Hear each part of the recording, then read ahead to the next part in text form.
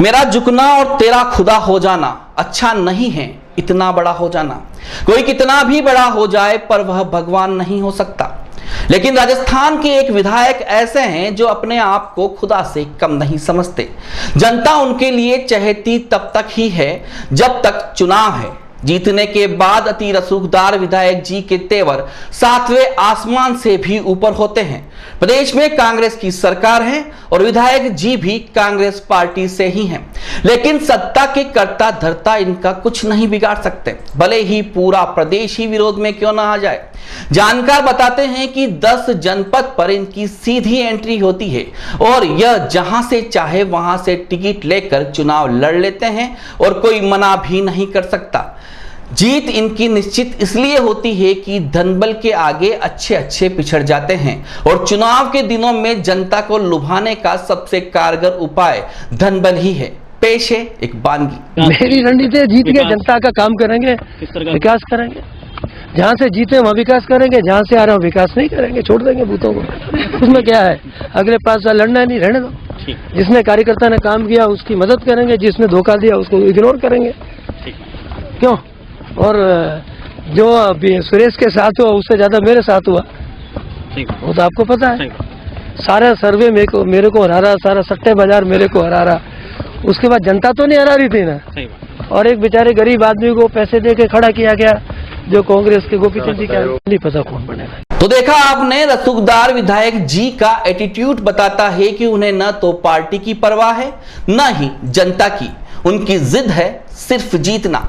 जी हां, यह विधायक हैं राजेंद्र सिंह विधुड़ी, जो बेगू से 2 बार जीत चुके हैं। आपने जो वीडियो अभी देखा वह विधानसभा चुनाव के ठीक बाद का है।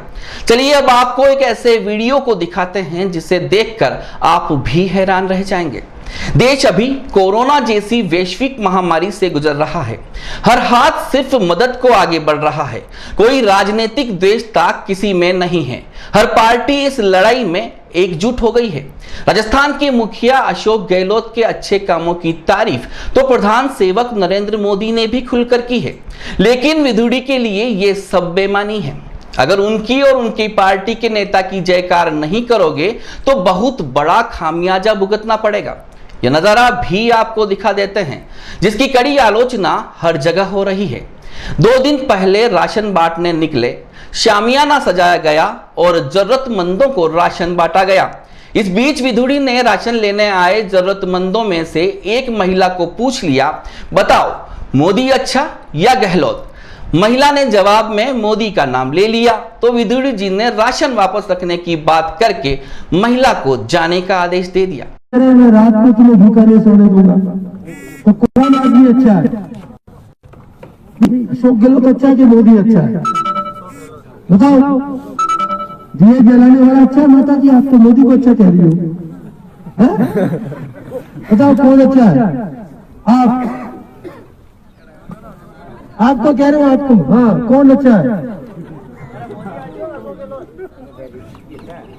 क्या कह रही मोदी? तो फिर दिए जलाओ राशन छोड़ दो। क्या कह रही मोदी? तो फिर दिए जलाओ राशन छोड़ दो। इन दोनों ही नजारों को देखकर अब तो आप भी मान गए होंगे कि विधुड़ी बहुत ताकतवर और अहंकारी विधायक हैं। कोरोना जैसी महामारी के समय किसी जरूरतमंद से राशन सामग्री सिर्फ इसीलिए छीन लेना कि उसने कांग्रेस के मुखिया गहलोत को नहीं और भाजपा के मुखिया मोदी को अच्छा कह दिया।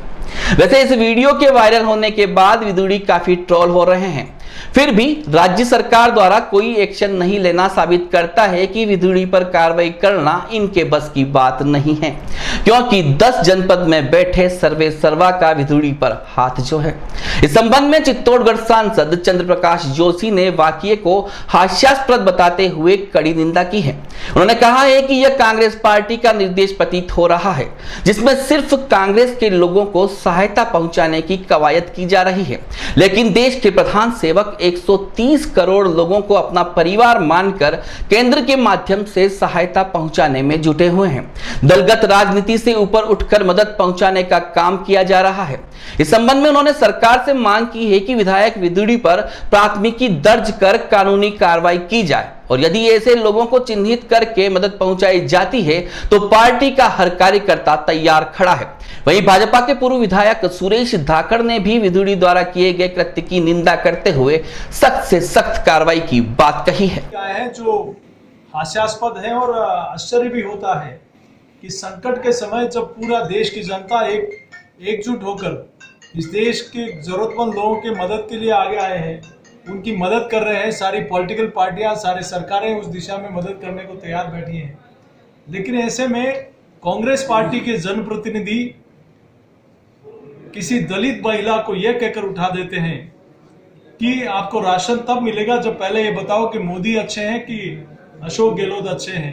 अगर वो महिला कह देती है कि मोदी अच्छे हैं तो उसको कहा जाता है कि आप उठ के चले जाइए, आप राशन छोड़ जाइए, घर पे जाकर दिए जलाइए। मैं उन लोगों से कहना चाहता हूं कि क्या है कांग्रेस पार्टी का सोच है, क्या कांग्रेस पार्टी ने इस ट्रेंड ऊपर स्टेट और नेशनल लेवल पर लिया हुआ है कि पार्टी देखकर उनको लोगों को मदद करना।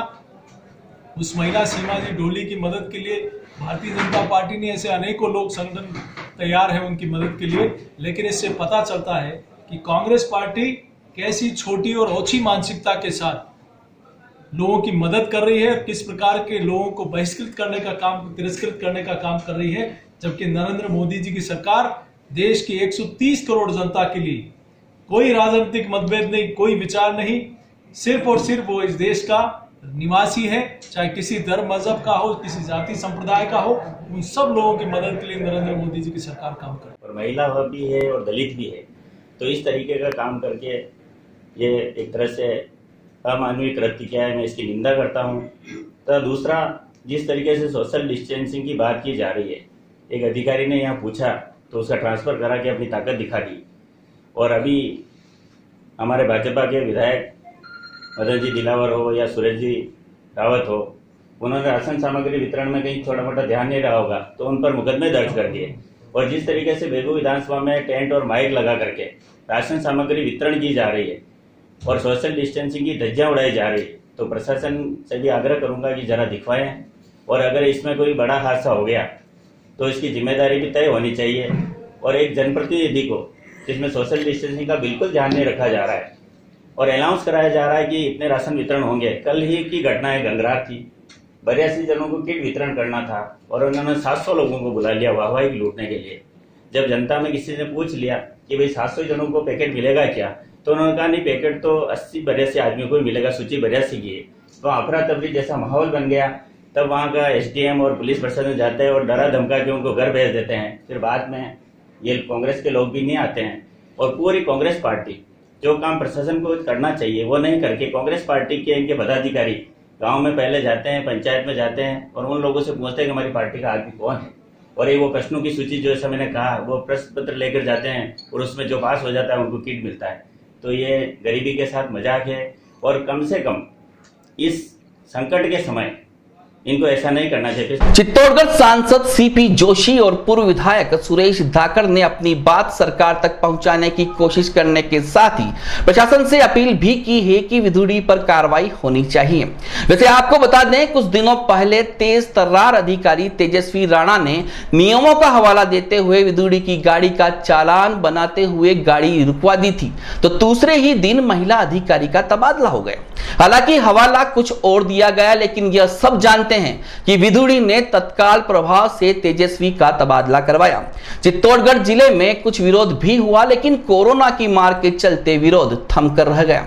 लेकिन इस बीच नेता प्रतिपक्ष और उदयपुर शहर विधायक गुलाबचंद कटारिया का बड़ा बयान सामने आया है। श्री कटारिया ने कहा कि भाजपा के विधायकों पर तो मुकदमे बना दिए और कांग्रेस के बेगू विधायक की कृत्य को ढकने का प्रयास किया जा रहा है।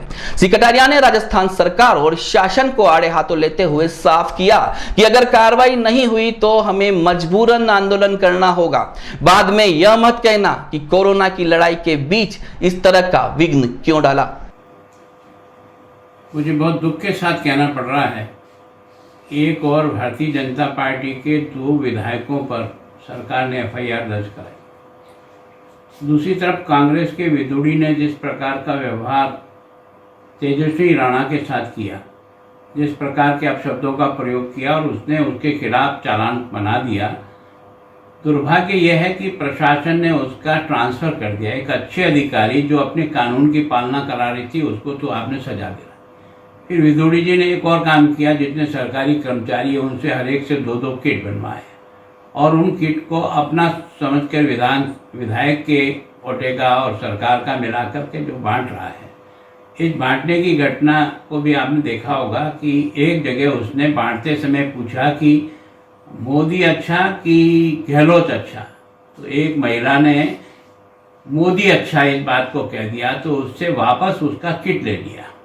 तो मैं सोचता हूं कि इस प्रकार का व्यवहार कोई विधायक बांटने के बाद किसी से वापस इस कारण से ले ले कि उस महिला ने मोदी अच्छा शब्द कह दिया तो उसको दंड मिला। ये इसी तरह से इसने आरआईबीपी जो है हमारा, वहाँ से भी किट इकट्ठे किए, सरकारी कर्मचारियों से भी किट इकट्ठे किए और जगह जगह बांटने का। गंगरार में जिस प्रकार की बस्ती में इसने बांटने के लिए गया, वहाँ इतनी अधिक भीड़ इकट्ठी हो गई कि जिसके कारण से लाठीचार्ज करना पड़ा। मेरी विनम्र प्रार्थना है डीजी साहब से भी और मुख्यमंत्री से भी कि कानून एक सा ही होता है। ऐसा नहीं कि हमारे भारतीय जनता पार्टी के विधायकों पर तो आप विभिन्न धाराओं में मुकदमा बना दो और दूसरी तरफ कांग्रेस का एक विधायक जो बेगू का है, उसके एक अधिकारी की अपनी कर्तव्यपरायणता का काम करते हुए उसको ट्रांसफर कर दिया जाता है और दूसरा बांटे हुए किट को इस आधार से वापस ले लिया जाता है कि क्योंकि उस महिला ने मोदी अच्छा कह दिया गहलोत के बजाय, तो उसने ये सारा वीडियो वायरल हुआ है, सब जगह इसको सुना है। दुर्भाग्य है और मेरी विनम्रता से भी आग्रह है प्रधानमंत्री जी के नाम लेने से वापस लेना।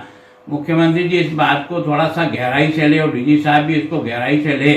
अगर 2 तरीके से आपने कार्रवाई करना शुरू किया तो फिर हम लोगों को मैदान में उतर करके विरोध करना पड़ेगा। उस समय आप लोग हमें ये मत कहना कि आपने इस कोरोना की लड़ाई में इस प्रकार का विघ्न क्यों डाला। अहंकारी विधायक विदुड़ी की हरकत की चौतरफा निंदा हो रही है।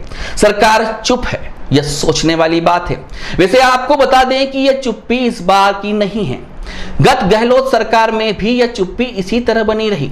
वाकया 2010 का है, जब बात नहीं मानने वाले कलेक्टर डॉक्टर समीत शर्मा का तबादला विदुड़ी ने करवा दिया था और राजस्थान का चित्तौड़ एकमात्र ऐसा जिला होगा जो कलेक्टर के पक्ष में खड़ा हुआ और 7 दिन तक बाजारों को स्वतः ही बंद रखा गया। माना कि विदुड़ी धनबली होने के साथ साथ बाहुबली भी हो सकते हैं, लेकिन यह मेवाड़ है, इसने कभी हार नहीं स्वीकार की है और दिल्ली ने तो यहां हमेशा मुंह की खाई है। फिर भी दिल्ली से आकर मेवाड़ में जंग जीतने के बाद तानाशाही के इस रवैये को मेवाड़ कब तक स्वीकार करेगा, यह सोचने वाली बात है। फिलहाल इजाजत दीजिए मनु राव को और देखते रहिए उदयपुर न्यूज। जय मेवाड़, जय हिंद।